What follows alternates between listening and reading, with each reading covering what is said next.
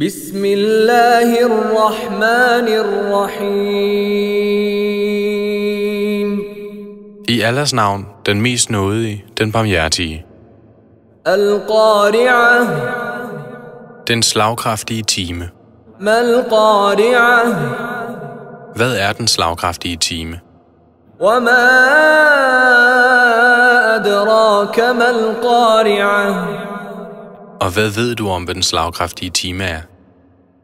يوم يكون الناس كالفراش المبثوث. Det vil være en dag, hvor menneskene vil være som spredte møl. وتكون الجبال كالعهن المنفوش. Og bjergene vil være som kartet uld. فأما من ثقلت موازينه. Så hvad angår det menneske, hvis vægtskål vil være tynget af gode gerninger? فهو في عيشة راضية.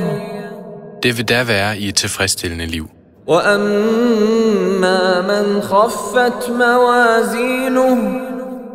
Men hvad angår det menneske, hvis vægtskål vil være let? فأمه هاوية. Dets moder vil da være i et helvedes dyb. وما أدراك ما هي. Og hvad ved du om, hvad det vil sige? نار حامية. En svidende ild.